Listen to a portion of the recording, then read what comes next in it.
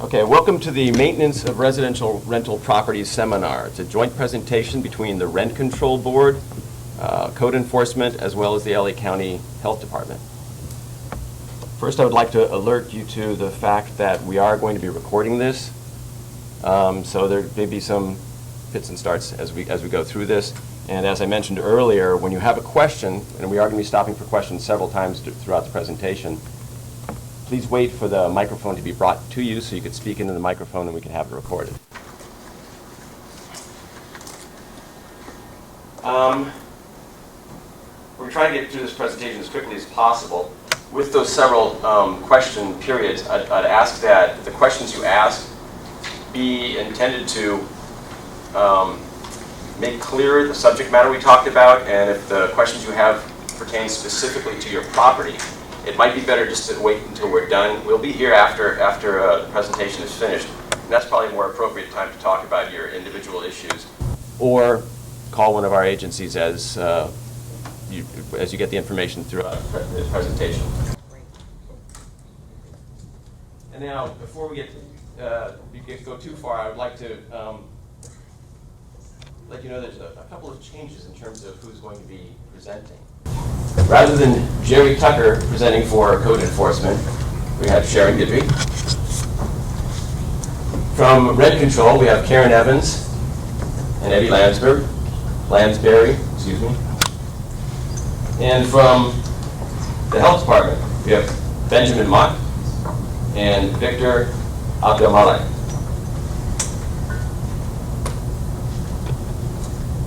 Rent Control, Code Enforcement, and the Health Department have as part of their responsibilities administering sets of laws that seek to promote the maintenance of residential properties. However, the difference in the laws that we enforce and the remedies available through the different organizations differ. And we'll try to explain those as we go through the presentation. As far as the rent control law is concerned, a reduction in maintenance is cause for a reduction in the rent. That's the type of remedy you'll get through rent control. As we work through the seminar today, we hope that landlords and those who are representing landlords will get a better understanding of what is expected of them, and that tenants will get a better understanding of which remedies are available through which different organizations.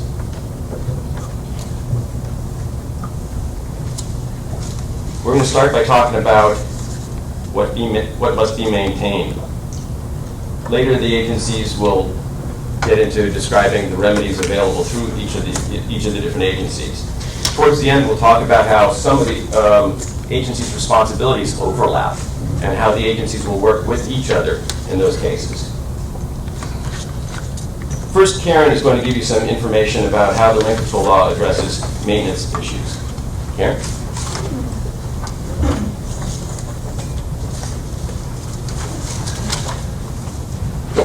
Hello everyone, I'm Karen and I'm an information analyst, and I'm probably the first person you will speak to if you call or you come into the office over the counter. In regard to maintenance related conditions, in chapter 4 of our regulations, it gives a standard or an overview of what an owner has to maintain under the rent control law. So the rent control law covers maintenance related issues no matter who caused it, and also, let's go to the next.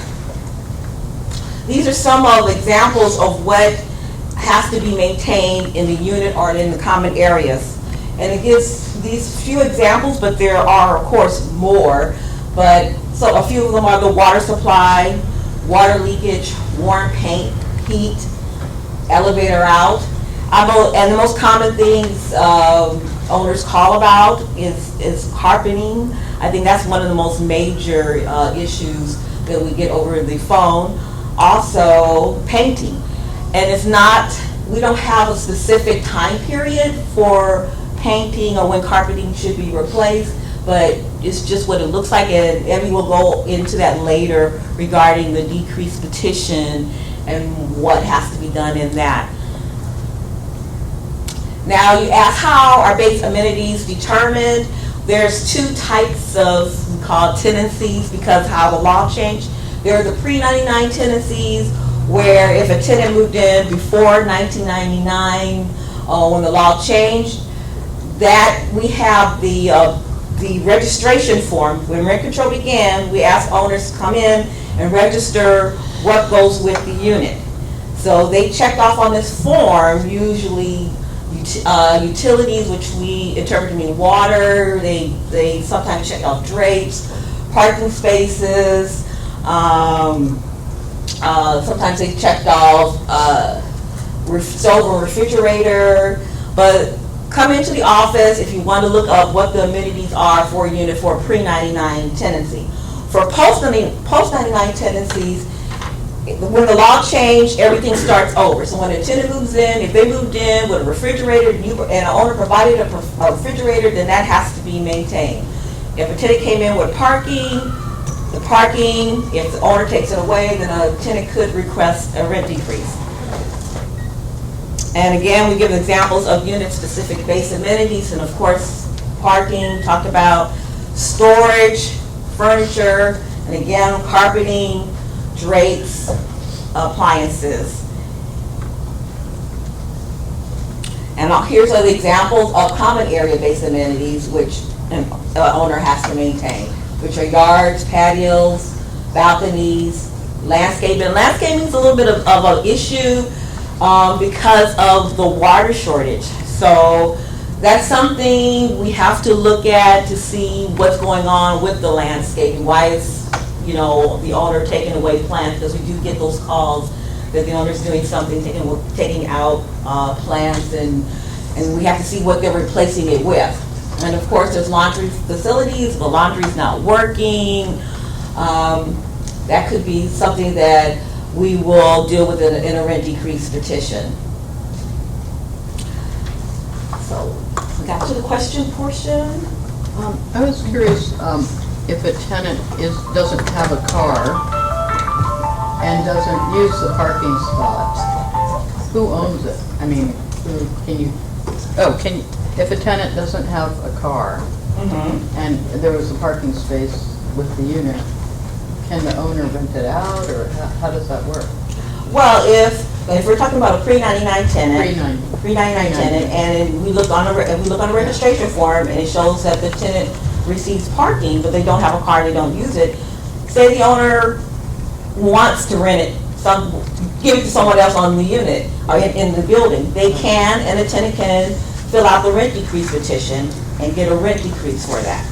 Yeah, but if they're not paying much anyway in the first place. Well, it's just something. You're saying they own the spot? They have control. Not owner, but the owners do have control of the parking spaces. If you get their permission, then can they still fill it out? I mean, if you mean with the rent decrease, it's just a tenant fills out a rent decrease petition saying, I no longer have this amenity. Oh. We'll try to mediate the situation. Mediation doesn't work, it goes to hearing. It's up to our hearing examiner to get that range of what we're going to give a tenant for losing that amenity. Any questions? They basically own your property, right? I mean, that's the idea. They're not using it. They don't have a car. They don't have a car, but that's their amenity. That's their base amenity. So you have to really. It's empty. Leave it empty. But it's their base. Yes, it's their base amenity. If the parking space kind of comes with a contract or came with the unit, and the tenant doesn't have a car or use it, is the tenant allowed to rent it out? Oh, yeah, that's a good question. Well, when you talk about rent it out, you mean? Get money for it. Rent it out to someone else who have a car. Well, again, we don't get into that issue of what a tenant does with their parking space renting out, because that could go into another area with code enforcement, renting out your, I don't know, if you're talking about renting out your garage to an outside party, they're not in the unit. So again, we don't get into the issue. We get into the issue of if you don't have use of your parking space, if it's taken away. One other thing you might want to know when it comes to renting out your parking space, it's likely to be something that's going to be controlled by the terms of your contract. It's very important what the rental agreement says. Because if the rental agreement prohibits subletting, renting your garage out, your parking space out to another person could be a violation of your rental agreement. Makes Could be cause for eviction. Okay? Okay, now as far as maintenance is concerned and how it's handled by the code enforcement department, Sharon Gidriel has it. And even though this says to be presented by Jerry Tucker, so keep an eye on the slides and just do that. Okay. Just do it. Thank you. Good morning. As Neil said, I'm Sharon Guidry. I'm the Code Enforcement Manager for the City of Santa Monica. I have been here 8 weeks now, so I'm getting acclimated to the Santa Monica way. So the Code Enforcement section was created as a division in the city government in 2011 to meet the growing demands of code enforcement calls for service. Pre-2011, the code enforcement operation was comprised within the building and safety division, and it wasn't a standalone building. In 2011, it became a standalone division in the city to address deteriorating housing conditions. 85% of the city's housing in Santa Monica is multifamily. Construction work without permits, zoning violations, and zoning code regulates the land use, what you can and cannot do on your property and where you can do it. The building code and technical codes, plumbing and electrical, regulate the actual construction of the work. So the zoning code will tell you where you can put something on your property, size and location, things like that. And the building department, building code will tell you how you can construct it.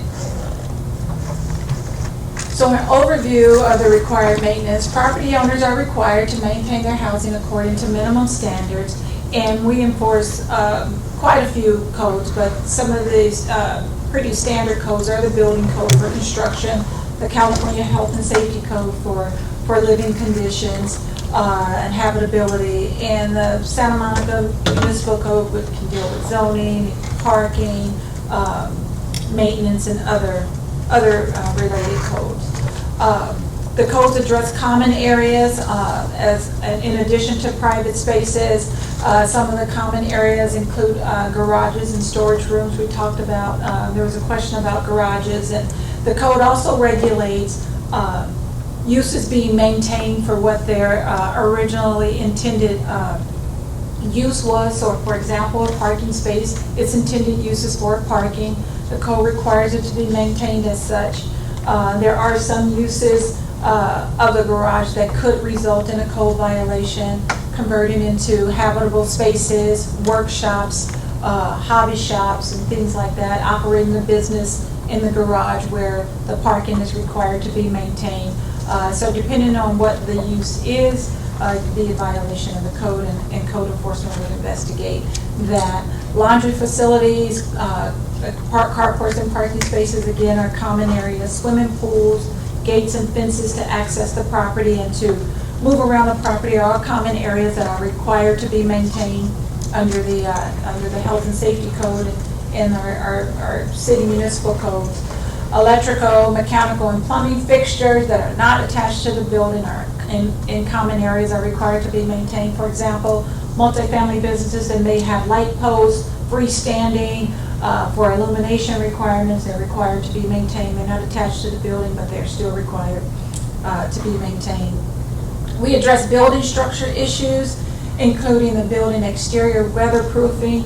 If the paint is chipping, paint is weatherproofing. If the paint is chipping to a degree that the weatherproofing has been compromised and it could cause deterioration to the structure, that's a building violation. Roofs, repairing and replacement of roofs, stairs and landings. The building code regulates stairs and landings, a step and rise, and if they're deteriorated or repaired or replaced, permits are required for that. The entryways and overhangs and the electrical, plumbing, and fixtures attached to the building are also regulated issues related to the building. This is a picture Jerry has on the slide, and it looks like there's a fire in the building. Fire damage and repair requires a permit for building and safety, and it may require involvement after the fact of the fire department in code enforcement. We usually help when it's unintentional. Usually unintentional, we help usher the the property owners are responsible parties through their compliance process to obtain the required permits for repairs. Some typical building violations are working without a permit. We have a tremendous amount of cases that are related to work, construction work, minor and major, without permits.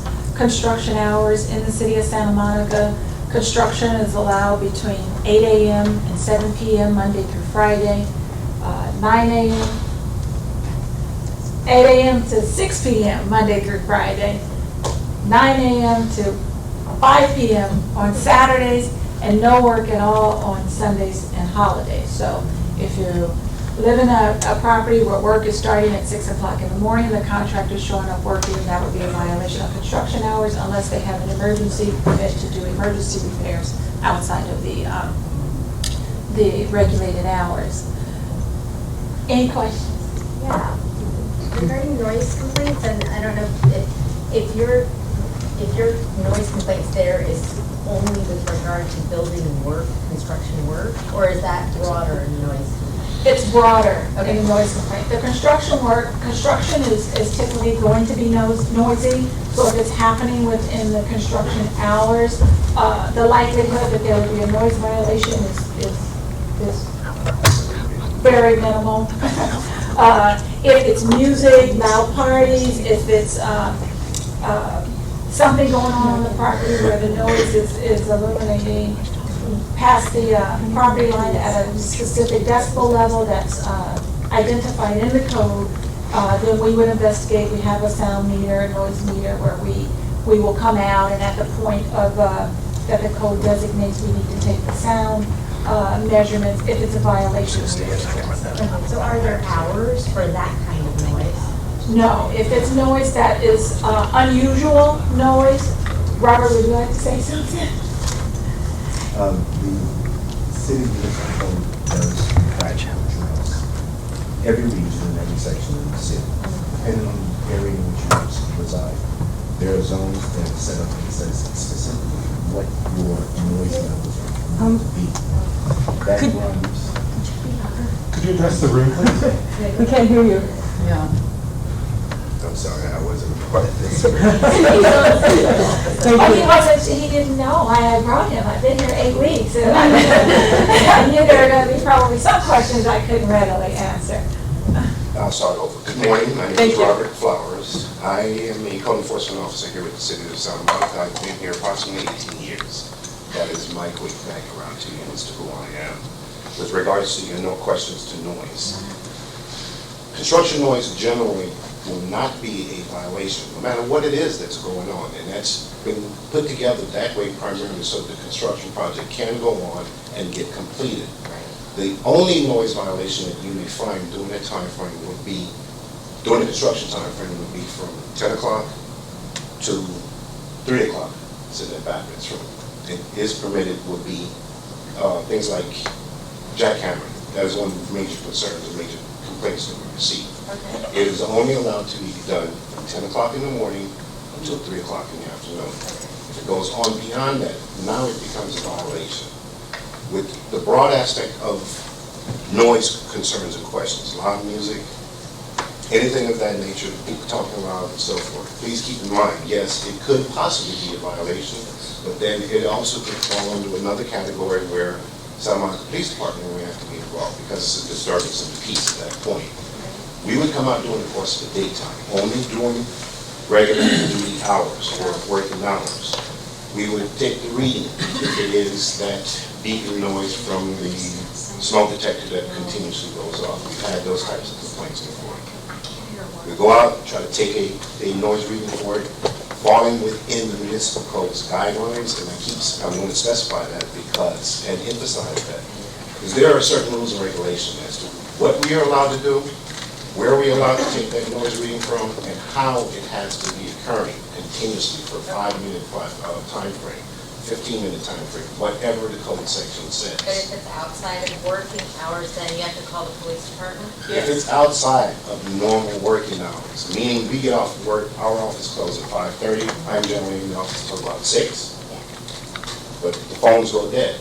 After that, you must call the Santa Monica Police Department. They will respond. At what level, I don't know. That's their decision to come up with the time frame.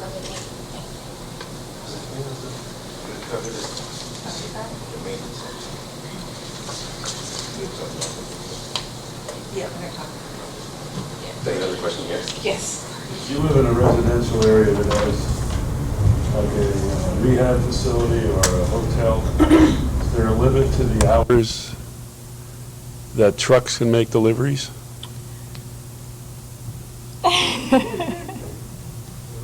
I call Robert up only because from city to city, the hours of activity is, it varies from city to city. So I'll have Robert speak to delivery. Delivery and across the board, no matter what type of facility it is, okay?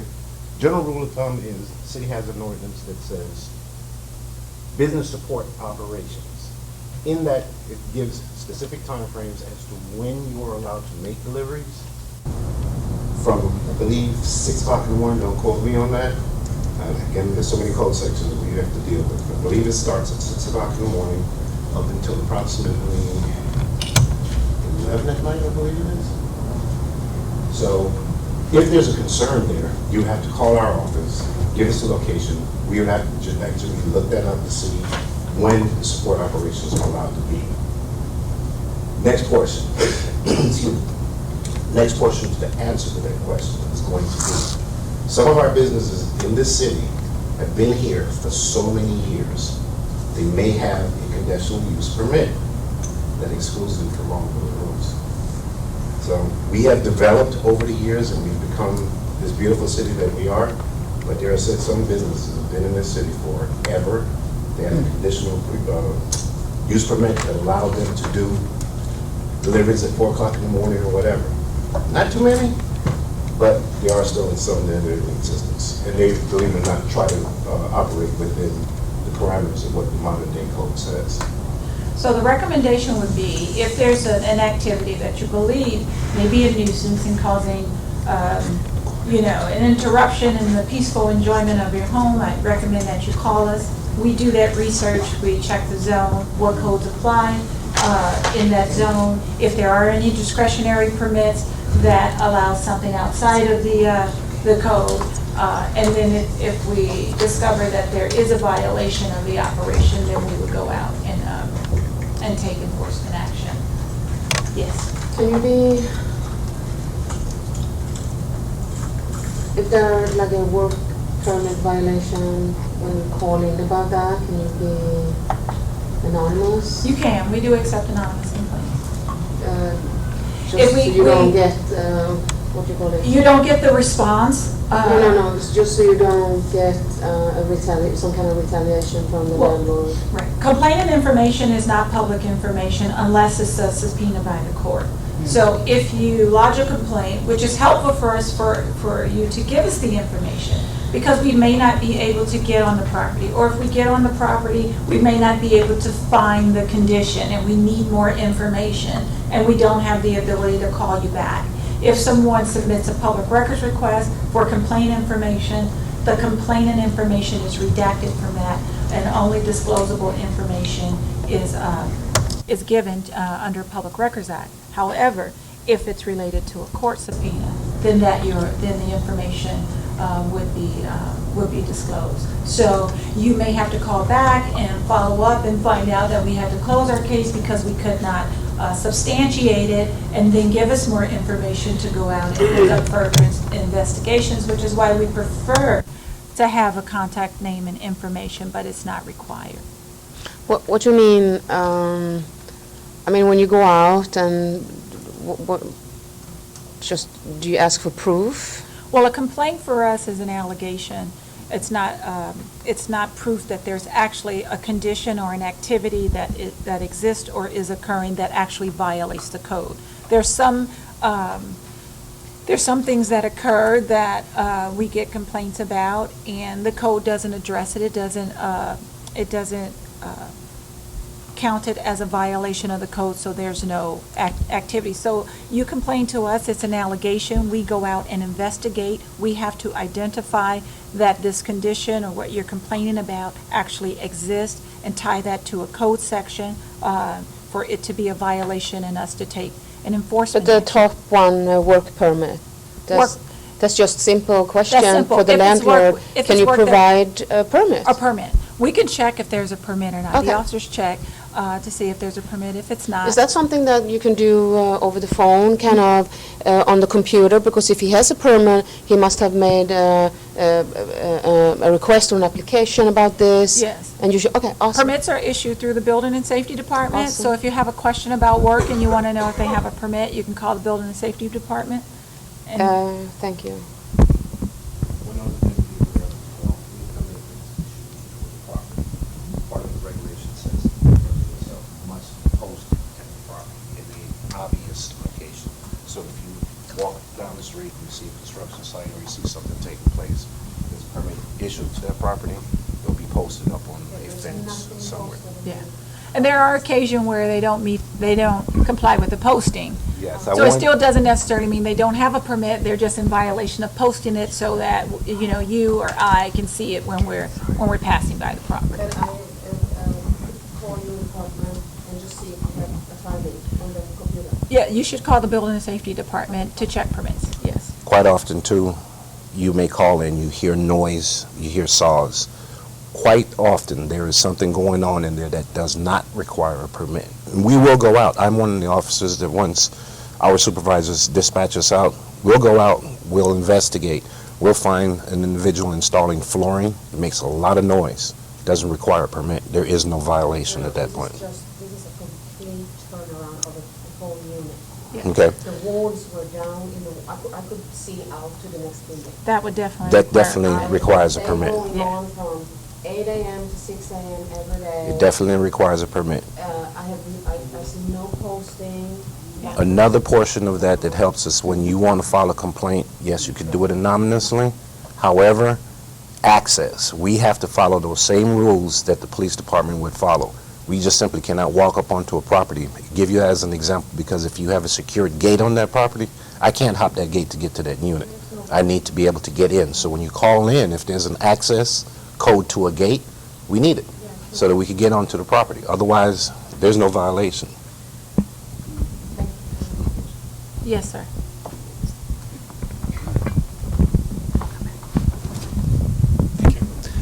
In cases where there is permitted work, does the owner have any responsibility of notice to adjacent tenants? There is no notice requirements for construction. Yes. Again, I apologize. I don't mean to interrupt. There's one instance where if you're going to sandblast your property, I know we have property owners here. If you intend on sandblasting your property to refinish your building, yes, there's a notification process for it. At that point, you have to contact the Building and Safety Department. They will tell you what that process is, how long in advance it has to be done, and then you go through. Other than that, there's really no notification.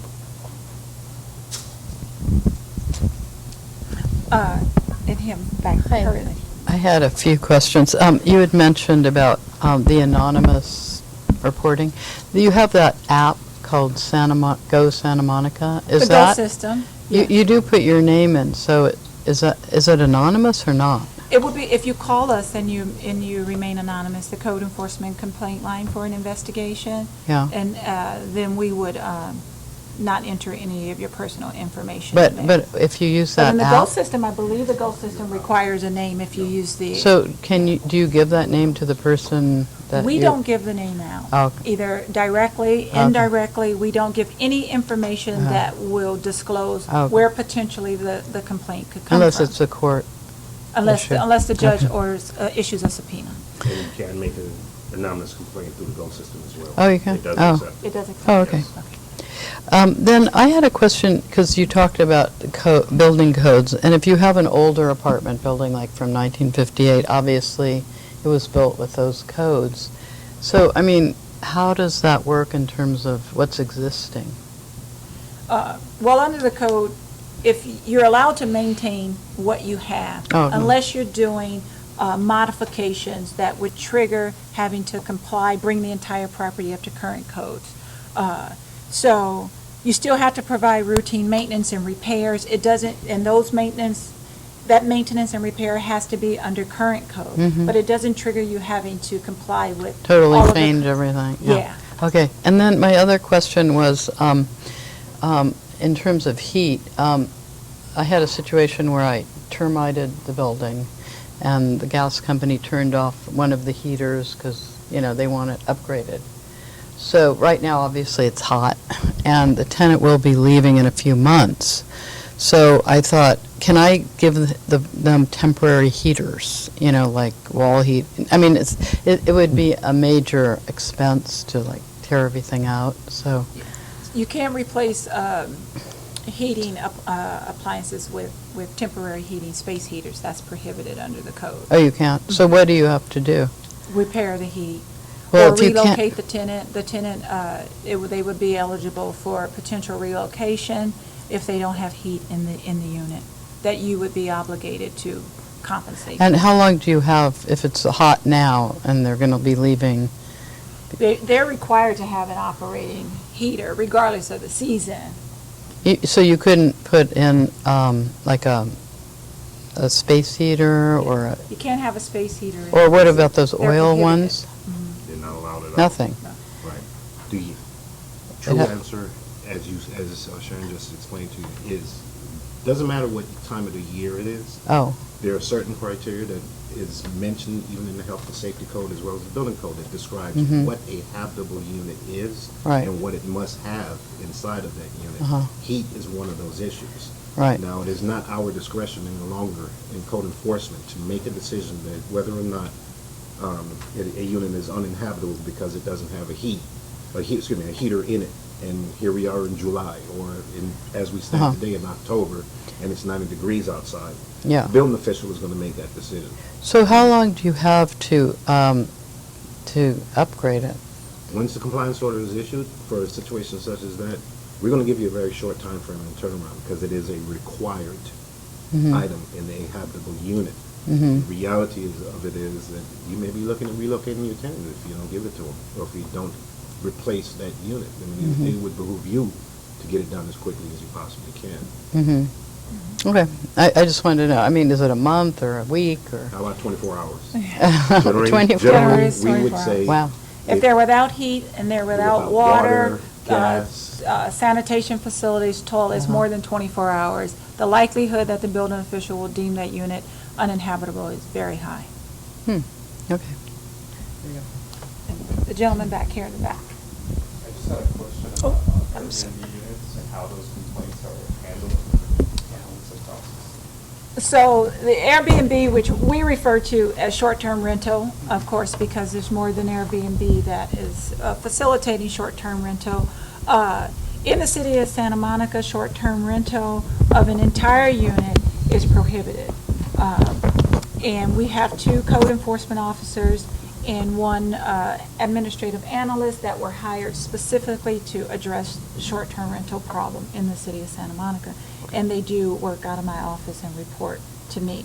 Home sharing in the city of Santa Monica is allowed, which and you could advertise home sharing on Airbnb, VRBO, and home sharing is where you rent a portion of your home for time periods of 30 days or less to someone to come in and vacation, but you as the host still live in the home. So if you have a bedroom, an extra bedroom, extra 2 bedrooms, you can rent those rooms for home sharing if the host is on site during the entire time of the visitor's stay. You need a business license to conduct home sharing. And you can advertise illegally on Airbnb, VRBO for that legal activity. Corporate housing is another short-term rental where we have problems, where it's 31 days or less, but there's only, I think, 2 buildings in the city where corporate housing is allowed. So in order to kind of get around the short-term rental, a lot of landlords believe if they advertise as corporate housing 31 days or more, then that's legal. But corporate housing is also not permitted in the city. You mentioned the entire building when you were talking about short-term rentals. Does that mean that if you have one or two of the apartments that are advertised as short-term rentals or in Airbnb, that would be allowed? No, when I say the entire building, I'm talking about home sharing. Okay. So you can rent, well, if you rent your entire house, your entire unit, say it's a apartment building or a single-family residence. If you rent the entire house and you own it or you rent it, and you're not there and you're renting it for 30 days or less, that's a violation, is prohibited. Okay. If you live there and you're renting a portion of your Right. house, that's home sharing. And you're allowed to do that as long as you stay there while your guest is there and you have a business license to do that. Okay.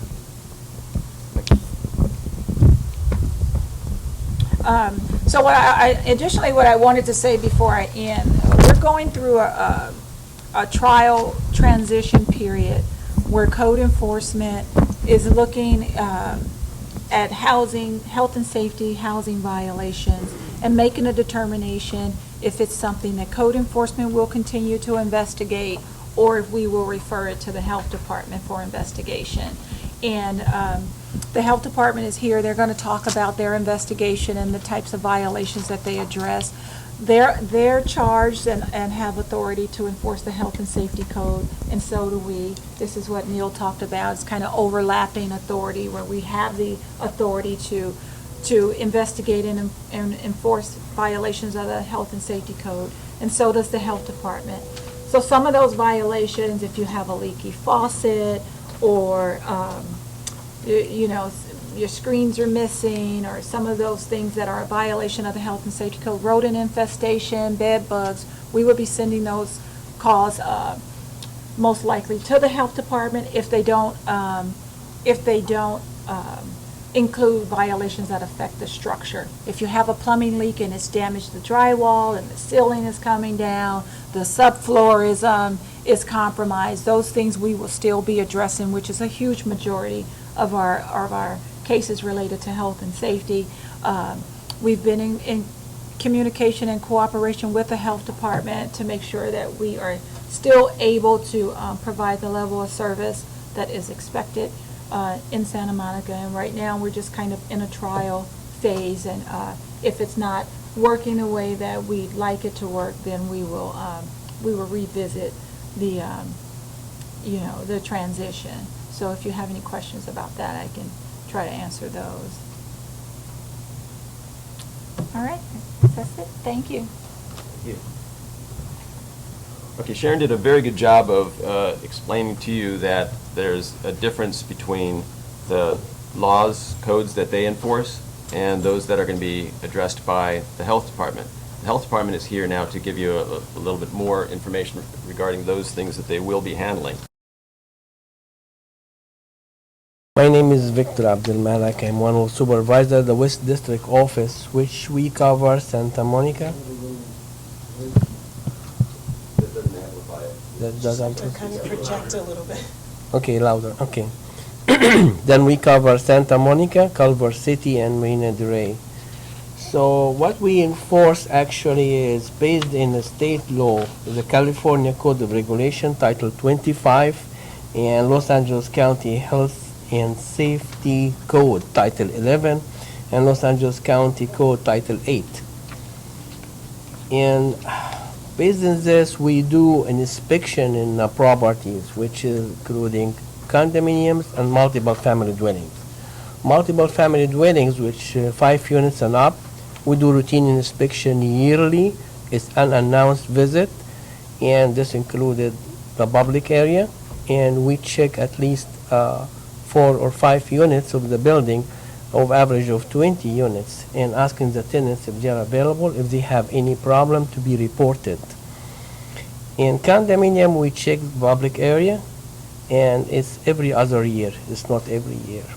Single family dwelling, we take complaint only, and we send a letter for 21 days to correct the violation. If it's not corrected, we send our inspector in the field to do a field visit and cite the landlord for no compliance the code. Okay, what kind of violation we enforce? Okay, we categorize the violations. First is emergency condition, which kind of dangerous for the health and safety. This includes sewage discharge, non-functional toilets, clogged toilets, heater leaking gas or carbon monoxide. Those need to be corrected within 24 hours or at once. Actually, we cite the landlord and give him at once correction, but we give him up to 24 hours to be reported that is corrected. Second category is urgent condition, the conditions that possess a threat to the health and safety, which includes the lack of utility service, including water, gas, electricity. Those are within 3 days. We send an inspector in the field to investigate it. We send notice to the landlord to correct the violation within 3 days. Urgent conditions. What? They are water, gas, or electricity. If there is no water or gas or electricity. Non-emergency condition, those are lesser public health significant that does not possess immediate imminent danger for the health and safety, and this includes lack of hot running water, damage of interior wall, ceiling, or floor, lack of comfort heat, broken windows, and mold. Those are 14 days. We notify the landlord to correct it within 14 days. Including incorrect critical violations, the violation of a serious public health significant. Non-critical violation, those are different category which is not significant as in health code. Those are not serious public health significant. We give them 21 days to be corrected. We classify the housing in 3 classes. Class 1 housing is condominium, as I mentioned, is every other year inspection, routine inspection. Class 2 housing is apartment complex that receive no more than 1 critical violation on a prior routine inspection, then it's class 2. Class 3 is apartment complex that receive 2 or more critical violation in a prior routine inspection, then we classify it as a 3.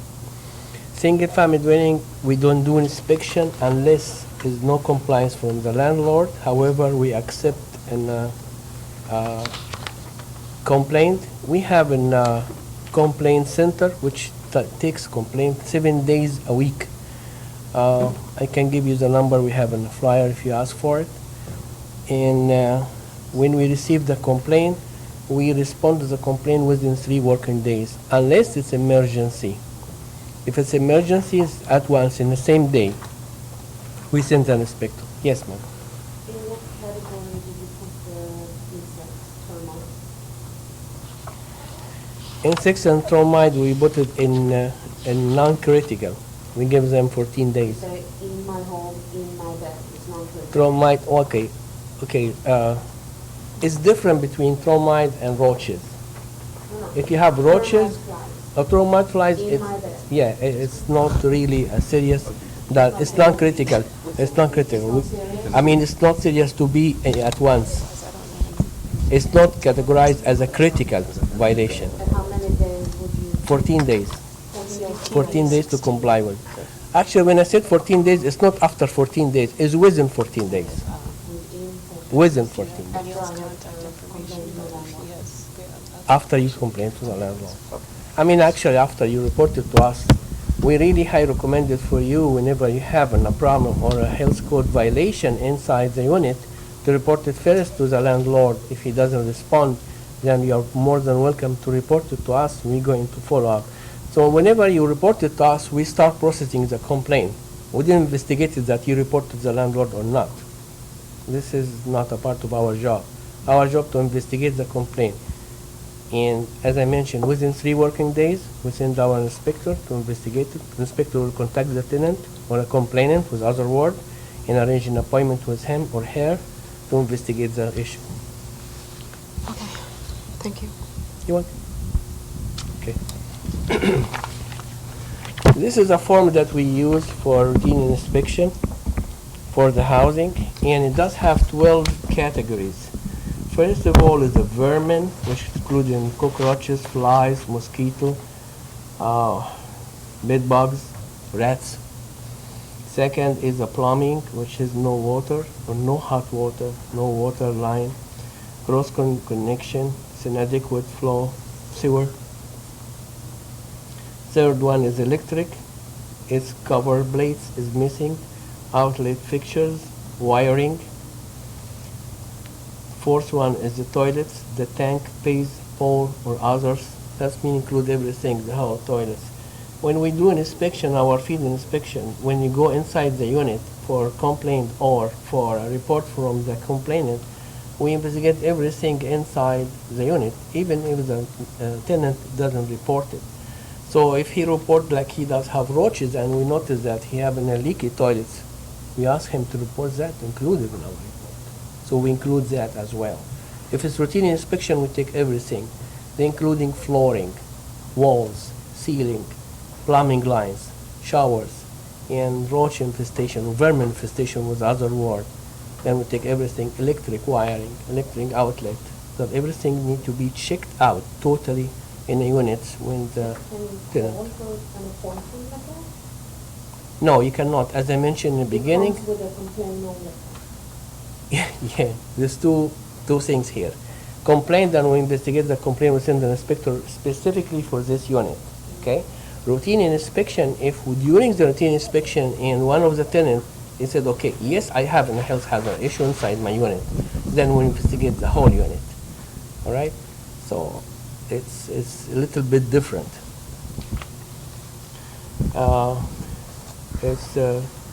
To answer your questions, it's unannounced visit.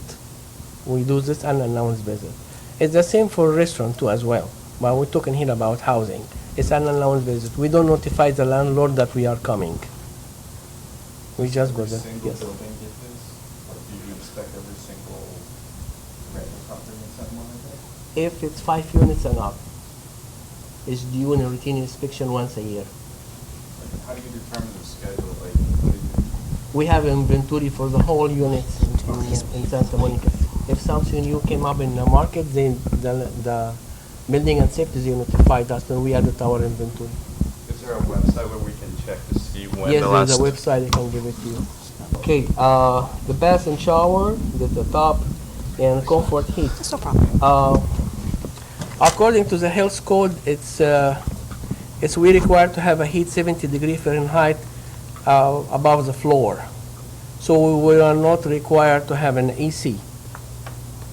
However, if we have an AC or a heater inside the units and not working, we cite the landlord to have them correct that. But we check for the heat. If somebody said, I don't have a heat, and the heater does work, and he does have 70 degree Fahrenheit above the floor, then I will be satisfied for us. There is no complaint, no further citation. This is for heat. All the appliances inside the units need to be in a good working condition, including AC if it's there. But if it's not there, we don't require the landlord to provide an AC, especially in hot days like this. We are not required, even a fan, we don't require that. But the fan, if it's there, or the AC unit is there, and it's not working, or in a bad working condition, then we cite the landlord. Actually, we send him a letter, it's including in our report, and ask him to report, to correct it within 14 days of the day of the inspection. Okay, we'll talk about appliances, occupancy, it's illegal owner or unapproved used. We investigate that, however, we refer it to building and safety if they convert the car garage to a living area. And this is like, it happens. Overcrowding, we very hard to investigate that. However, it is part of our report that if it's overcrowding, say if you have like 20 people living in a unit for 2 bedrooms, then if we prove that, we cite the landlord, have him to eliminate the overcrowding. Lighting, sanitation, common area, laundry room, diffuse area, cast off, that's stored in a garage, directly on the floor.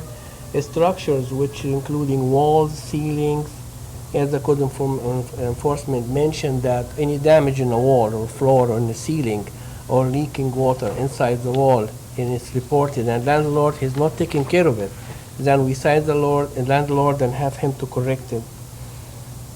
Okay.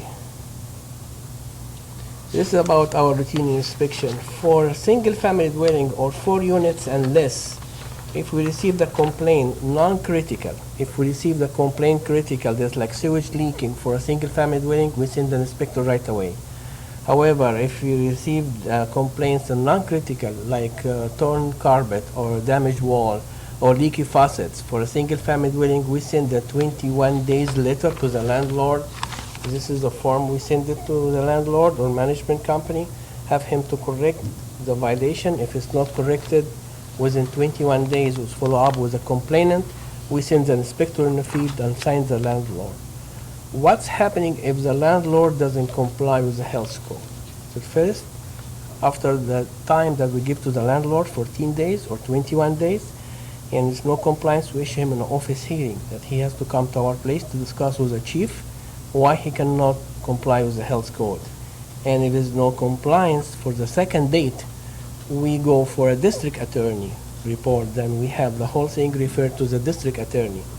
And if there's no compliance for district attorney, we go for the court case. In court case, they punish the landlord for each violation, 6 months in jail or $1,000. This is what we enforce according to Title 11, Title 25, and Title 8.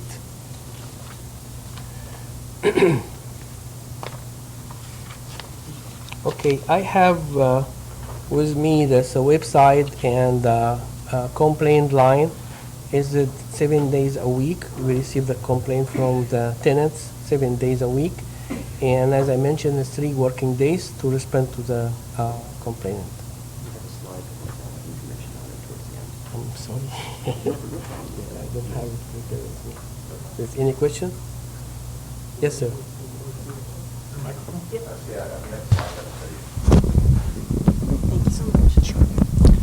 LA County Vector Control had identified on September 15th a dead bird testing positive for West Nile virus in my zip code. My question is, and this may be about building rather than health, I'm trying to get the screens repaired in my apartment. Should I be pursuing it through health or should I be pursuing it through building for code enforcement? I think most of us would, well, let me talk about the health department. A screen is required. If it's missing, then it's a violation that need to be corrected. And this is like a short term, unless you have a reason to extend it. So window screen need to be integral, not torn, not damaged, and fitting the window. So sometimes like misfitting and they have a gap between the frame and the window screen. So it's required by the health department to have it.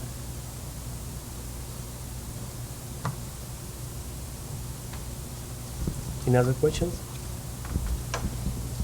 Yes? Well, what if you have like French doors and it's really, how do you put screens on French doors? You mean sliding doors, right? You know, doors that open out. Yeah, they put one in the exterior frame. Then you can't open the door. Well, yeah, if it's not sliding, they put in a required. sliding area for those exterior. I mean, are you required for doors to have screens? Well, okay, it's required if it's existing in a door screen before. You never had a door screen in that one? And what's the door leading She's talking to? about French doors that French open out doors. versus sliding glass doors. Yeah, not sliding glass. Yes. French So doors. French doors. Yeah, that open out, you know, 2 doors that open out. Well, okay, it's a related problem. If you have a lot of flies coming in, that you need to put in a way or find a way that your handyman can find a way to put in a window screen. However, if it doesn't cause any problem for you or the tenant, then, if it's not reported to us. But any opening from the unit needs to have a window screen. This was the rule and regulation. So, yeah, doors even, if you have it, is the doors. Now, but doors is not like a major, as I mentioned earlier, if the tenant doesn't report it. Now, is that also for a single-family house, or just The single-family house and also the units, it's the same requirement because it's the same code. There's no exception for a single-family dwelling.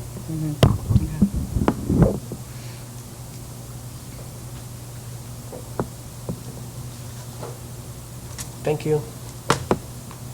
Okay, what we're first trying to do is make it clear that there is a division of labor between the various agencies. I would say that in general, the division of labor between code enforcement and health handles most things that are indoors. Oh, I got Code enforcement enforces laws, codes that affect the outdoors and structural issues. As far as rent control is concerned, we handle a lot of different things, but you'll see a primary difference between rent control and these other agencies has to do with the remedy available. While the other agencies can issue citations to owners, notices to owners, the remedy available through rent control is a rent decrease. And the rent decrease process will be described by Evelyn Lansbury. And afterwards, to the extent that there's procedural issues that you might want to inform people about, both of the other agencies will come up and talk about procedures with their agencies. Eddie? Rent control, as Karen pointed out too, rent control, you've been hearing about what code compliance can help with in building and safety and the health department. Rent control has a specific remedy primarily for tenants, but it can also be something used by owners. Tenants primarily when it's a problem with having the owner maintain the property. Most of the time, owners and tenants work together. We never hear about any problems. Things get taken care of, and usually with a phone call or maybe an email or something like that. When that's not the case, what happens with the way rent control can get involved is the tenant has the right to file a rent decrease petition. The decrease is only something used to sort of push the owner into working a little faster to maintain the issue. The decrease petition is also something a tenant can file if the owner takes away an amenity, like parking, for example. They have the right to let us know, and they put things in writing and then give the owner a full 30 days. Let's see. The way it works, the first step for the official situation with rent control, the tenant files a letter, a written notice to the owner, typically a letter or the rent control form, which is called Notice to Landlord to Repair or Restore Services. We will accept emails when that's the normal method of communicating between the owner and the property manager and tenant. But so far, we are not accepting texts. They haven't been easily reproduced. The tenant gives the owner a full 30 days to make the repairs. If they are not, then the tenant comes to us to get us involved and files the rent decrease petition. At that time, they give us a copy of the written notice that they gave to the owner to repair the service, repair the issues, the maintenance issues, or restore the services, the amenities that they may have lost. The first thing that rent control does, we send copies of both the petition to the owner and to the tenant, and then a mediation is scheduled where things are usually, more than 50% of the time, resolved amicably without problems. If the mediation, however, isn't successful, then a hearing is held. And the tenant and landlord are both there to present their evidence. We also have an investigator who comes out to the unit, takes pictures, and writes a report. That is also presented at the time of the hearing. A written decision is given by the hearing examiner, and the decrease at that time is issued. This is all very time consuming. And often, again, repairs are made, owners take care of the problem. We don't, it doesn't go any further. Tenants withdraw these decrease petitions frequently. Things get resolved. But typically, the decrease decision is given by the hearing examiner, and the first decrease, if it gets to that point, happens 30 days after the date of the decision. The decrease is not retroactive. It's proactive from the time that the hearing happens and the discussions are given, both sides, the hearing investigators, information, but it's not something, we get calls sometimes, oh, my heat's been out for months and months and months. Well, we can only work with it from the point in time that we can start investigating it. The decrease remains in effect until the landlord repairs the issue, and sometimes we have situations where the decrease might remain in effect for a long time. But both parties can appeal the decision of the hearing examiner to the rent control board if it gets to that point. Regarding the amount of the rent decrease, we have a range, and it varies depending on the item. Something like, moldy caulking or something like that, the decrease is not going to be as much as if the carpet is a tripping hazard and that has not been repaired or replaced in decades. But there is also a situation with, for example, if the tenant's parking space is taken away and they live near the promenade and Wilshire, that is going to be a severe hardship for the tenant, and the decrease typically will reflect that.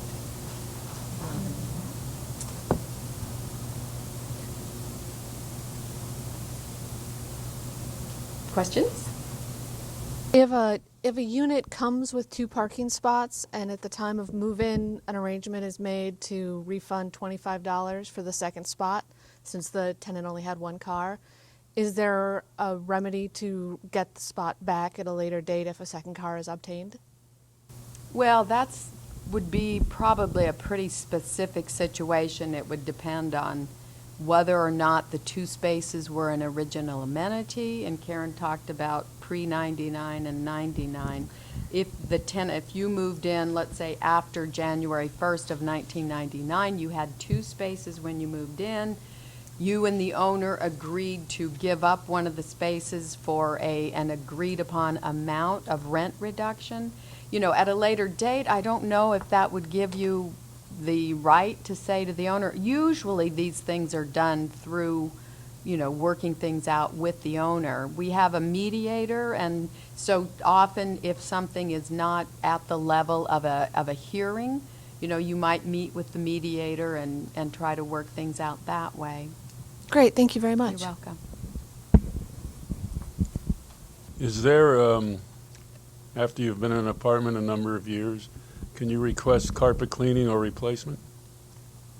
Rent control in Santa Monica doesn't have the regulation that says that after a certain number of years the carpet must be replaced. Cleaning typically is the responsibility of the tenant, but often if that's a first step with the owner, rather than replace the carpet, they might be willing to do a serious steam cleaning.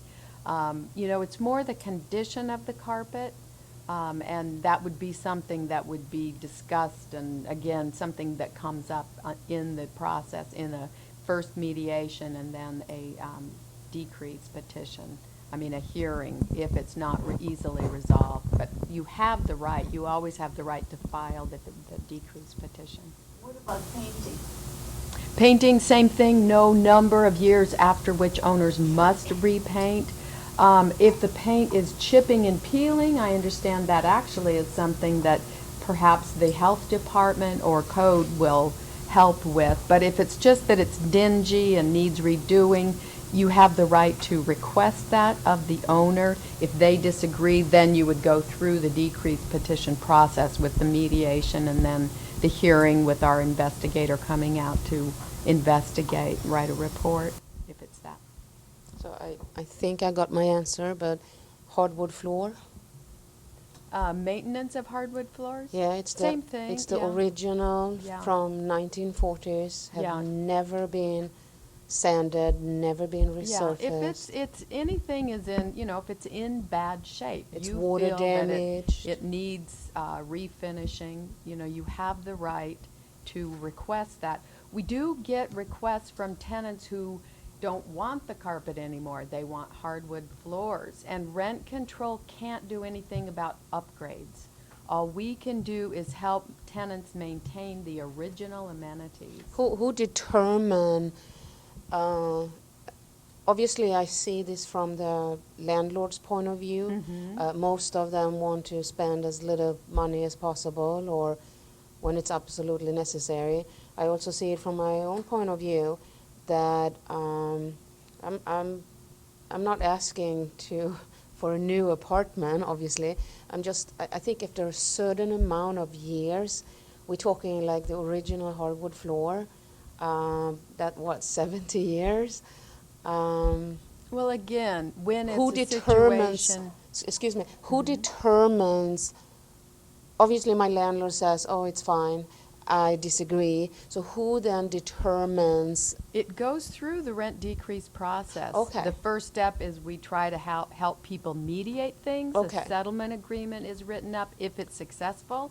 If the owner and the landlord and the tenant can't agree on things, then it goes to a hearing. And that's when our investigator comes out and takes pictures and writes a report. Understand. So And then it's during the hearing itself, where both sides give their evidence, and the third party, if you will, our investigator, also gives his, That's what I report, the needed to know. findings. So Yeah. there is a Yes.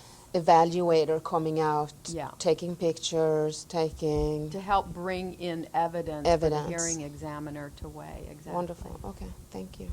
Thanks.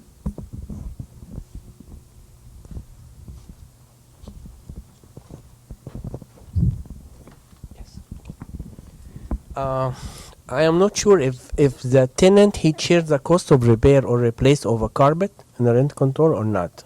Not when it's an amenity. Occasionally, we will have tenants who want a specific kind of carpet. And that is often, something that's worked out between the landlord and the tenant. And that can happen in mediation. Mediation is a much less formal situation where, things can be talked about like that. But it's not normally the repair or the replacement of carpet or things like that is the requirement of the owner. It's part of, owning and operating residential rental property. So the 100% is the owner's responsibility to replace the damaged carpet. Unless the owner brings in evidence, for example, to the hearing and says the tenant, paints and they get paint all over the carpet, and this carpet is only a year old. They moved in a year ago, but they're painters and they use turpentine. And, if the owner brings in other evidence to be able to support their position that the tenant should also be responsible, I don't know. Often we will tell, when one party or the other is not happy after the decrease has been granted, we might refer them to small claims also. Thank you, because we stop in the level that we cite the landlord to replace the carpet. We don't go furthermore Yeah. for any financial agreement between the tenant and landlord, Right. And that especially in happens. rent control. That definitely happens, but, Thank you. okay, yes? You raised an interesting point about upgrades, and my situation is very particular, and I don't want to use that, but I'll ask a more general question. Does that include wiring, particularly grounded wiring in the apartment has not been extended to the outlets, and anymore it's impossible to buy any appliance for use in the home that doesn't have either asymmetrical two-prong or three-prong plugs, so I'm increasingly unable to use any appliance in my apartment. In terms of, that seems to be one of those overlapping areas where we might urge the tenant to call the health department or code compliance because there might be a code that we aren't aware of. We have on the decrease petition faulty electrical wiring. So if there's an issue, if a tenant, plugs in an item and it sparks or something like that, we have, we tend to urge people to contact the health department and code compliance because they have the ability to respond quickly, whereas rent control, the tenant has to give the owner the full 30 days to make the repair. So we would probably send you someplace else, but, you could bring it up. I mean, it's important that there be, reasonable exterior lighting too. And so, but some of those are more code compliance or, the health department more than rent control. We don't determine the amount or the number.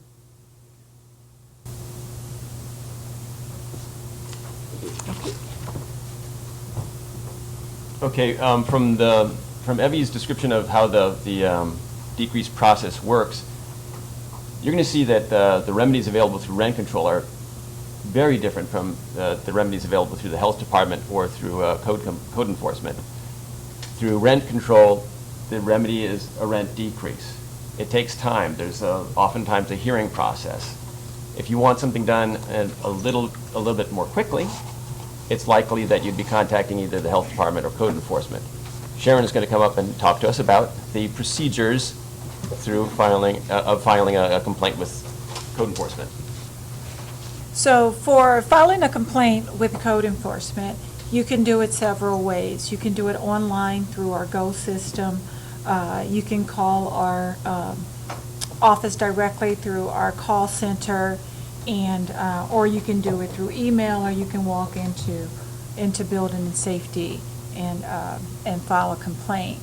When we receive a complaint, the officers go out and investigate within, depending on that priority level for immediate complaints that could involve immediate health and safety issues, life safety issues. We would send an officer out the same day. If it's at the end of the day, it may be the next morning. Oh, I have slides. Oh, thank you. For emergencies, it would be immediately or soon thereafter for life safety concerns. Quality of life issues, the officer may come out to anywhere between within 48 to 72 hours. But most of our complaints we're able to at least go out and attempt to investigate on the same day or the next day. Non-urgent concerns, we still try to meet within 48 to 72 hours. If we determine there is a violation, a notice of violation is issued to the responsible party on site. If the responsible party is not available or able to be identified, the officers come back, they search property ownership, and they send a notice of violation in the mail. If it's related to construction work without a permit and there are licensed contractors on site, the contractor and or the responsible party on site would receive a citation for work without a permit, which currently, Robert, $500 for work without a permit? $500 citation for work without a permit for licensed contractors.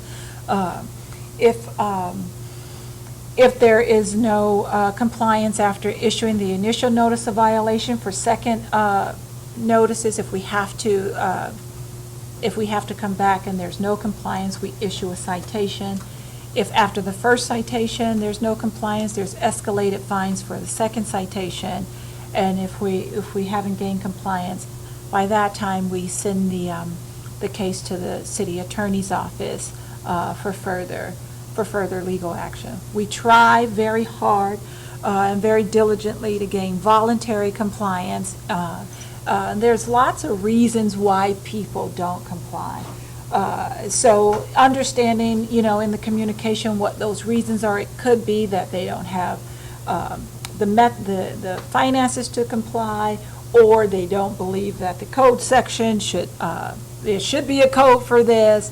There's lots of reasons. Sometimes it's just being unfamiliar that codes exist, and there's a little education required to help them understand. The officers are equipped with the information to try to help usher voluntary compliance without having to escalate through to the city attorney's office for criminal prosecution. Violation of the code is a misdemeanor and subject to criminal prosecution if, as the last resort for failure to comply. So the enforcement process, again, we do the inspections, the notice of violation. We issue administrative citations that have penalties that are statutory in our fee schedule. In the case referred to the city prosecutor, that could result in additional fines. If the city prosecutor attorney has to file charges, then there are penalty assessments that escalate the fines. If you're issued an administrative citation or a responsible party is issued an administrative citation, there is an opportunity to appeal the citation, and we have the city retains outside hearing officers, mutual third parties to hear the citations, and the person who received the citation has to establish either that they were not the person responsible for the violation, or the violation did not exist that we cited in order for them to be victorious. So it's the obligation of the enforcement officer issuing the citation to ensure that they're able to identify the condition, document it through photographs whenever possible, make sure that they have identified that this person is responsible so that we can be successful if there is an appeal. Criminal prosecution, again, all violations of the code is a misdemeanor, which is a criminal offense. And we have the ability to record notices on the title for violations, and we have used that. No one likes to have their title clouded with violations. It interrupts the sale and value of the property. So we try to work so that we don't have to do that, but we have that remedy in our process. And court order receivership or release is something that we have in code enforcement began to use much more when we have maybe a property owner that's living in hoarding situations and they don't have the means really to abate the conditions themselves. We have a senior task force that we work with to try to gain compliance and work with them through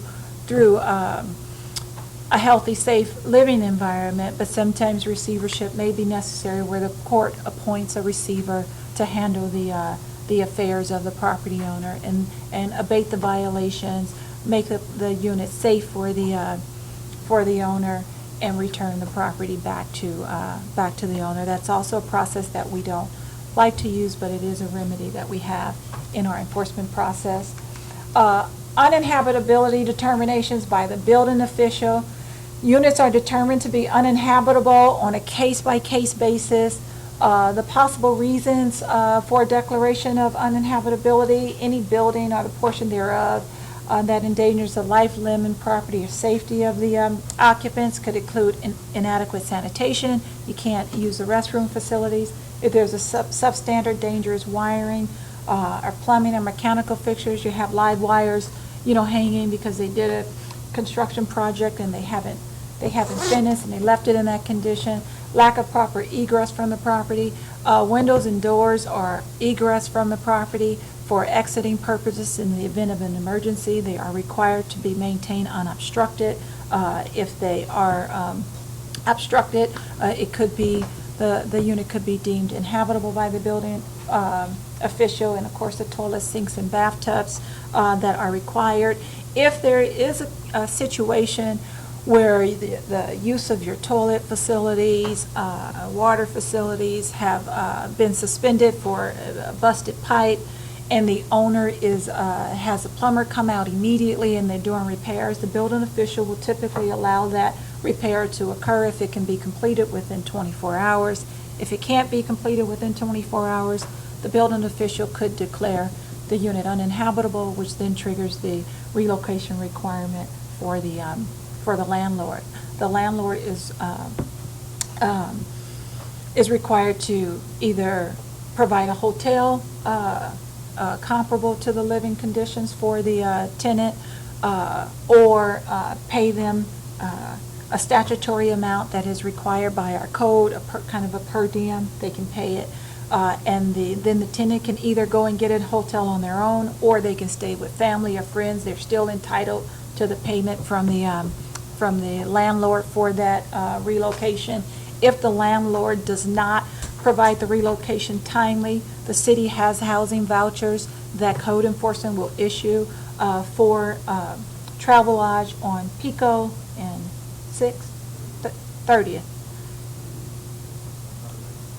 Pico and 30-something, we have a contract with Travelodge where we will arrange for a stay up to 3 days at a time, and then take the enforcement action on the property owner to provide the relocation compensation for the tenant. So the determination, we get a lot of calls because previously code enforcement was authorized under the code to also make a habitability determination. We are no longer authorized under the code to do that. That authorization solely lies with the building official. So if you believe that you are without these facilities that render the unit uninhabitable, if we get the call, we will refer that call to the building official, not because we don't care, it's just that the code doesn't give us the authority to make that determination anymore. We do help the building official with the orders, preparing the orders and so forth, because the transition to the building official being solely responsible is pretty new, so we do help facilitate that so it can be done timely, but shortly the building official will be 100% involved in the process, and code enforcement is only involved with the vouchers and making sure that the tenants have a safe place to stay if the owners are not adhering to their responsibility. If the relocation is going to be going to take more than 30 days, then the landlord is required to give them a comparable unit as opposed to hotel facilities. So it's important, if you believe the unit is uninhabitable, to call the building department so that an inspector can come out and make that determination and ensure that you have a suitable alternative while the violations or the conditions are being addressed. I'm talking about it, and here we are. So, situations where temporary relocation benefits must be provided. If they're terminating a place and you can't live there, they're required to relocate you. If there's construction work that's so intrusive that it makes the unit uninhabitable, they're taking down all of the drywall and the ceilings, they're doing some major repair, it's going to take more than 24 hours. Building code violations where the city orders the tenants to vacate. We had a situation recently where there was a plumbing leak coming from the unit upstairs. It damaged the ceiling in the unit below. The property owners were very diligent in starting on the repairs. However, in due caution, which they are required to do, they had an asbestos company come in and do the asbestos testing, and a lead company come in and assess for lead, and they did those assessments. They were waiting for those reports. They closed up the ceiling, and the leak was coming from an additional source, which caused more damage, and they opened it back up. And fast forward to 41 days where the tenant didn't have bathroom facilities, because although the toilet and shower and sink was usable, they had, the entire ceiling of the bathroom open with plastic and insects coming through, and it just wasn't a condition that was the healthiest.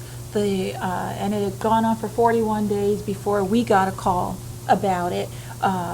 And the tenant and their 3-year-old was going to family and friends to take showers. The building official deemed the building uninhabitable because of the limited access to the bathroom facilities, because of the construction and the potential exposure to asbestos.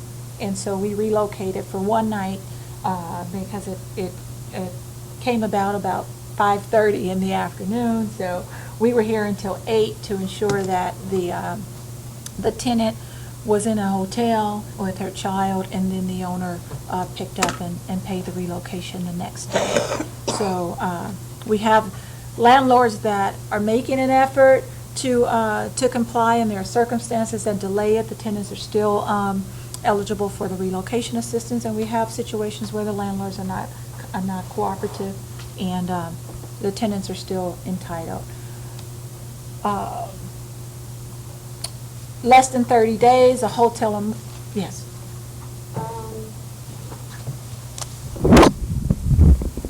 I don't know how to put this. So Okay, this is my first meeting. This is a massive amount of information for me. Some new great information that I wish I had known 20 years ago. I just see a red thread. There seems to be a very generous amount of leniency towards property owners. To me, I mean, common sense to me would say that if you don't follow rules and regulation and feel that you want to put in a certain amount of money just for basic maintenance, aren't you in the wrong business? And who is out there to oversee this? Well, the city, code enforcement, health department, and the regulatory agencies enforce the code, which have minimum standards. And if the owners meet that minimum standard, then there is no violation of the statute.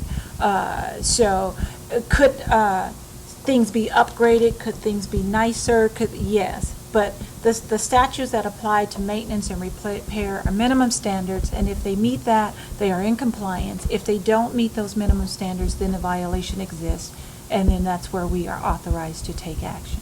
I'm thinking about the process. I have been in this a couple of times myself for different reasons. The new smoking regulation, the 30 feet from nearest window doors. I was a part of that. It was a hassle to work every day, to get the money to pay the rent to the landlord, spend my lunch hour to make all these calls to all you people.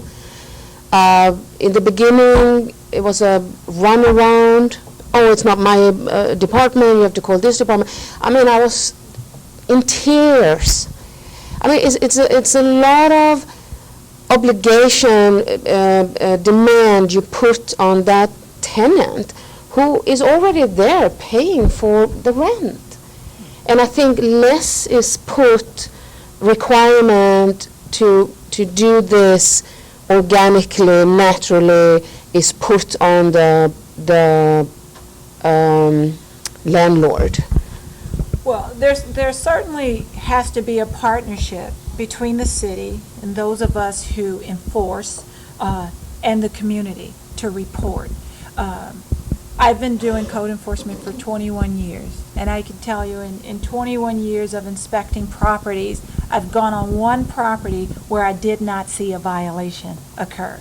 And I can tell you I inspected for an hour because I said there has to be a violation. Every property has a violation, not necessarily intentionally, maybe for a lack of knowledge that this condition violates the code, but typically people, they don't know.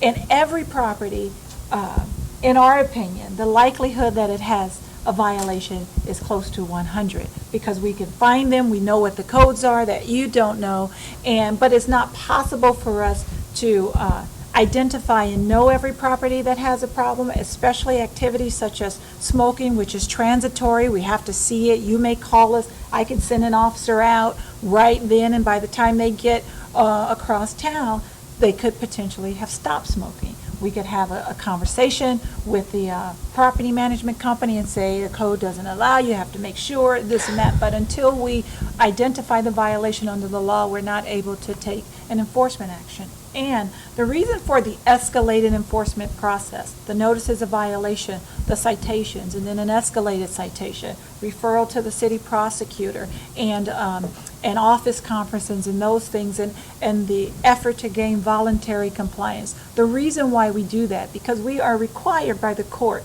to make reasonable attempts to gain voluntary compliance before we file municipal court violations in the court, unless they are of an immediate hazard and we're just not getting any response. So we do that because if we don't, when we file the case, the judge is going to give them a time to comply. And I can tell you the judge is going to give them way longer than we would give them by working with them cooperatively trying to gain compliance.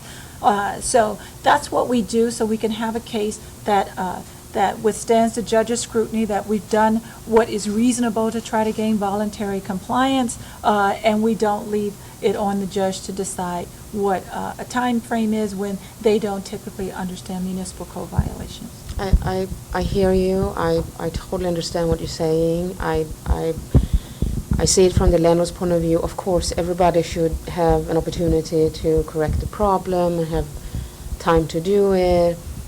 I also, my question was, I know what I have been going through. I know how much effort I put in to find the right people, get to the right department. Also, this is so huge for me as a tenant. Trust me, I just want to pay my rent. I want to live. All I'm asking is just to live with the basic. I don't want to go to sleep, put my head on termites. I don't want to have mold growing on my walls. I don't want my socks to get stuck on my hardwood floor.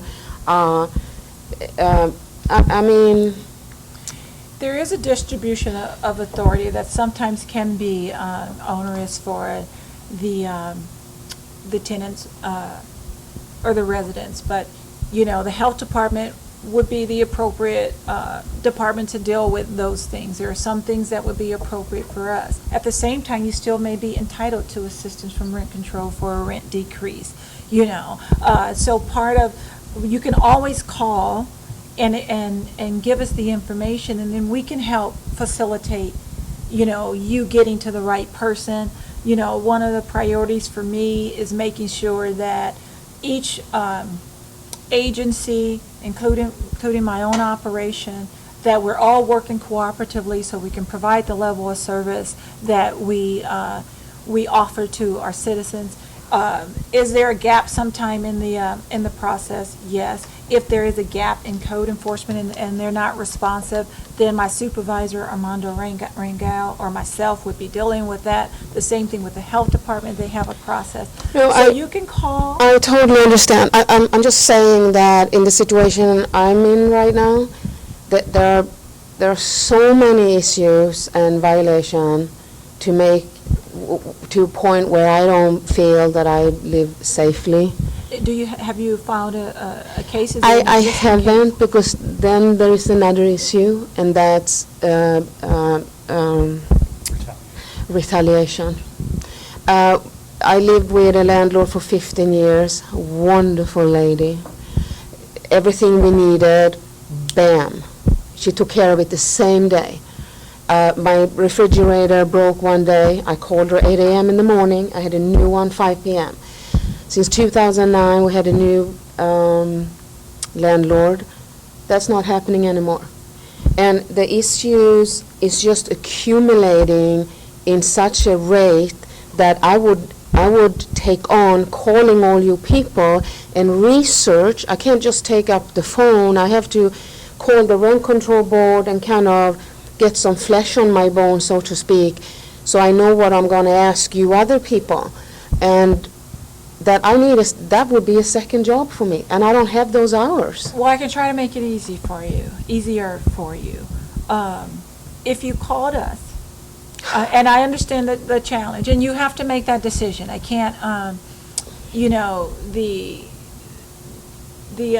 fear of retaliation, that's a real feeling. I don't know if there's somebody in the city that deals with, the city attorney's office that deals with the retaliation. If you are retaliated against, Robert could probably speak of that. I can certainly take your information afterwards, and we can talk privately about what your concerns are, and try to come up with a way to address them that helps minimize any negative impact that you have, tell you all of the resources that you have so that you can make an informed decision. We can't do the enforcement if we're not invited into the house, either by you or by the landlord. It doesn't have to be as challenging a process, because the officers are going to know what conditions violate the code. So you don't have to tell us everything when you call. If the officers come out and they do an investigation and you say, this is an issue, this is an issue, this is an issue, the officer is going to know when he's out there. Officer Flowers will know with more than 18 years. 18 years with the city, but he didn't start here, so he has more than 18 years of experience. He's certified under the building code. He'll be able to know that and address it, but it is something that will be addressed with the property owner. And then if there's some retaliation, we can get you information on resources to help you deal with that.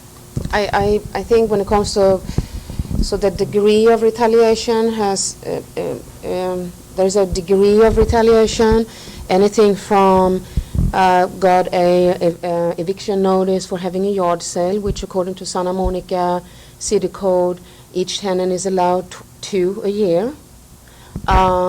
That I had to research myself. That took forever. To negligence, to the worst of all, and which affects me psychologically, is the intimidation. That's horrendous. Being without, I sent a complaint. One winter I was without a heater for 5 days. I said to him, why do I have to wait 5 days without a heater when the town have tens of thousands of AC heater guys looking for a job? Oh, I'm working with one in particular. Really?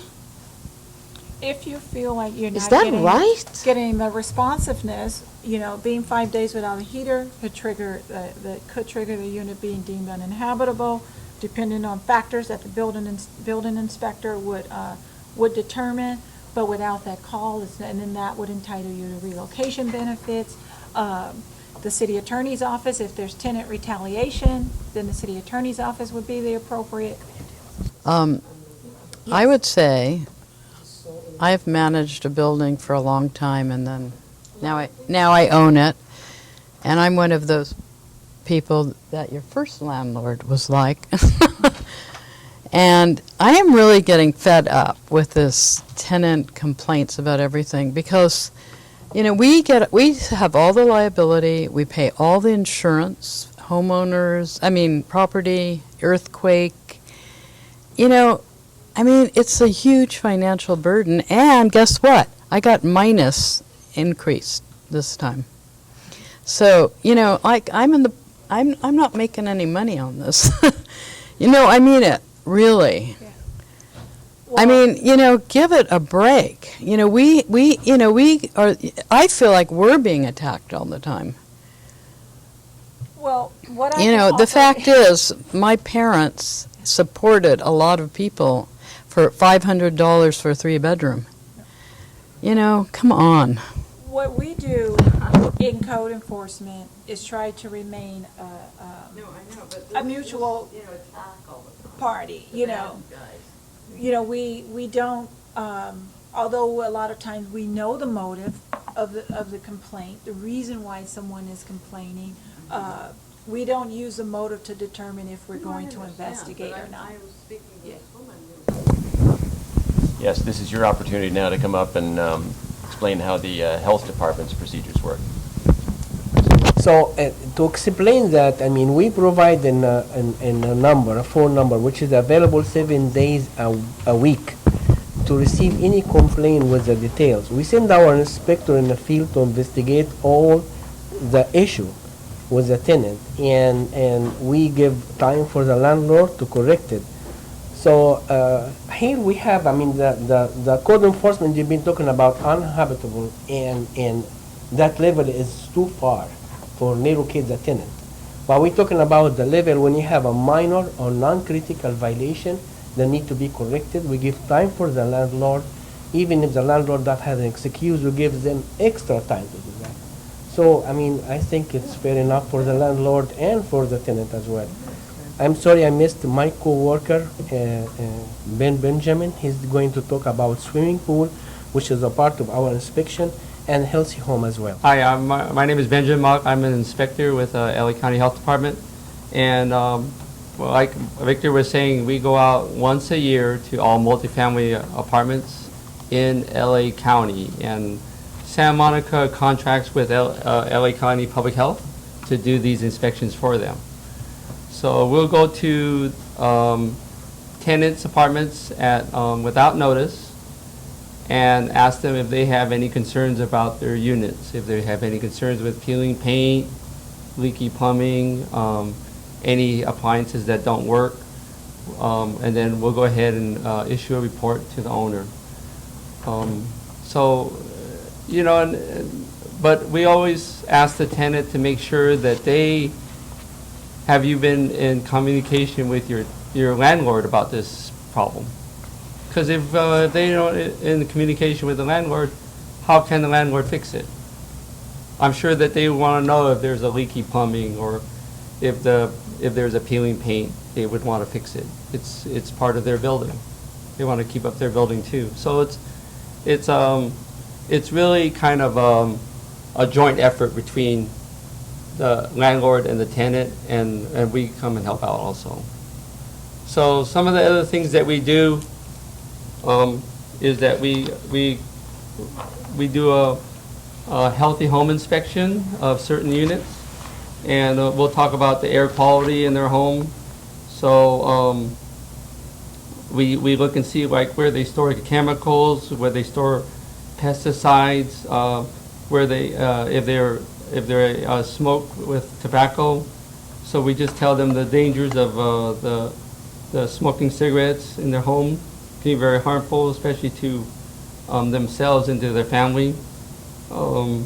We look for ventilation in the homes because ventilation can cause a lot of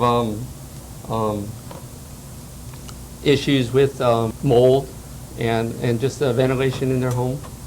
We look at different areas for accident injuries in their homes. So we look for slippery rugs. We look for how the power cords are in their homes. So we'll educate the tenants about securing rugs, using non-skid mats, and also keeping cords, especially if there's a lot of electrical cords that they can trip on, or possible start a fire. We ask them about the hot water temperatures, so we try to, if any temperatures that are higher than 120 degrees, we try to tell them to lower the temperature so that, especially for younger kids and elderly, so that they won't burn themselves. Other safety tips are storing firearms, storing knives, and then also to supervise children around the pools or jacuzzis, and install window guards and locks above the second floor, and keeping the hallways and bedrooms well lit. We talk about the cleanliness of the house, food debris, and attracting pets. We tell them not to store pet food outside because pet food will attract rodents to their house. The trash and the recycling areas to keep them clean, so that also that'll indicate attractant for rodents also. Keep their home clutter free. That'll give rats and cockroaches and other pests places to hide also. Actually, dead cockroaches and dry rodent droppings, they are major triggers for asthma and allergies and should be removed frequently. Electrical, we look for overloaded electrical extension cords, too many appliances on one outlet, and then don't use any old or frayed cords. We look for tests for smoke detectors. Any smoke detectors that are not working, we will go ahead and do a referral to the fire department. We look for block entryways, candles left alone burning inside the house. Also, candles are also another asthma trigger item also. We look for any kind of, like, if there's any flammable items such as gasolines or aerosol cans, and also definite no-nos for any kind of gas burning inside the house. People can die of carbon monoxide. child safety. We look for possible ceramic wares that are containing high levels of lead, and painted toys too.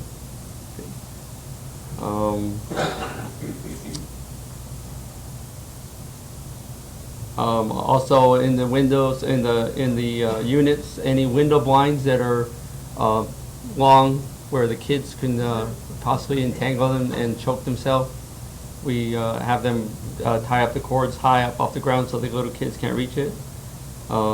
Any unprotected outlets, make sure that there's electrical covers on them. And anything that the medicines, cleaners, chemicals need to be stored away from the kids, and also have safety latches so the kids can't open the cabinets. We also look for one of our other main priorities are restaurants. So we know the food safety laws and the safe handling practices of foods. So we'll look at, when we're in the home, we'll talk about the safe handling of foods in their homes, and also try to protect them that way also. One of the other things that we investigate once a year is we investigate for multi-family swimming pools. We look at their how the mechanics of the swimming pool works. We check the chemicals, make sure that there's adequate chlorine in the chemical. Anytime in a pool area that is a green pool where it's not, you can't see the drain cover, call it in right away, because it's a danger to the community. Anytime that you see anything that's broken or loose, suction cover or a loose light, give us a call, and we'll go out and check it out. Anytime that you see a fecal accident in the pool, give us a call, and we will go out and investigate it immediately. Any glass or hazardous material in the pool, so we'll go out there, we'll make a determination. If the determination is verified, we will close the pool immediately. Victor also gave you the phone number in case you didn't get it. So the phone number for our call hotline is 888-700-9995. You can report it anonymously if you wish, but like we were saying, if you report it anonymously, it's harder to get the violation corrected. But it can always be done anonymously. We never give any of the complaints that come in, whether from the tenant or the landlord. We never give it to the allegation. We just go out and address the allegation. Okay. Are there any questions? 5 units and above. We do multifamily homes, 5 units or more. Yes. Okay. What about 3 units? 3 units, we treat that as a single-family residence. Oh. But we will still take a complaint, and according to the severity of the complaint, we will still address it. Mm-hmm. We will address it either immediately or a 3-day complaint or 24-hour complaint.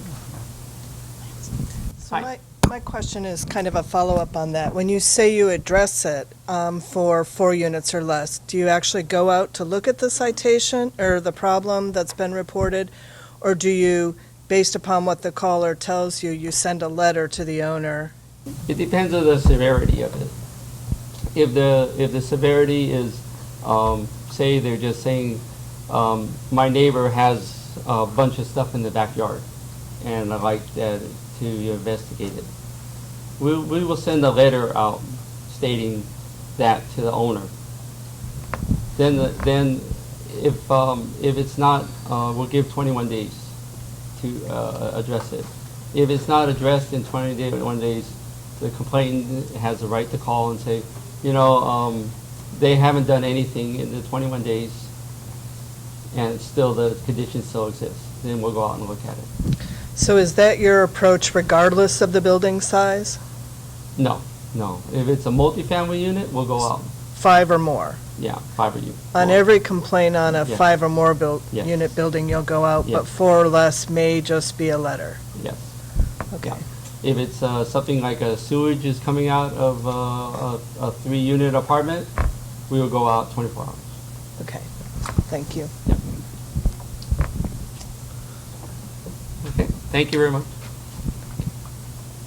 Thank you. Okay, just some general reminders, I think, to try to summarize what we've heard here. It's like I want you to try to keep in mind that there's some overlap between what the various agencies handle, but as far as rent control is concerned, most issues that have anything to do with neglected maintenance, you can give us a call. The remedy through rent control is a rent decrease. Issues that have anything to do with the interior of your unit or primarily health issues, go to the health department. And as far as structural issues, building issues, noise complaints, these are issues that could be referred to code enforcement. And another major distinction is if you use the rent control remedy, it's going to take time. If what you're dealing with is requires more immediate attention, you're going to need to contact one of the other agencies. Now, before we finish up, I want to make sure everybody has our contact information. This is contact information for rent control. You really don't need to write this down because if you have the handouts that we gave you at the beginning, there's one called maintenance issues or maintenance. Inside of the newsletter, there's I think the first flyer is referred to as, that's the one. What's it say on it? Maintenance? Maintenance of rental property. Maintenance of rental property, should have known. Okay. That on the upper right corner has all of this contact information for rent control. So you don't need to write that down. And as far as code enforcement, this is the contact information for code enforcement.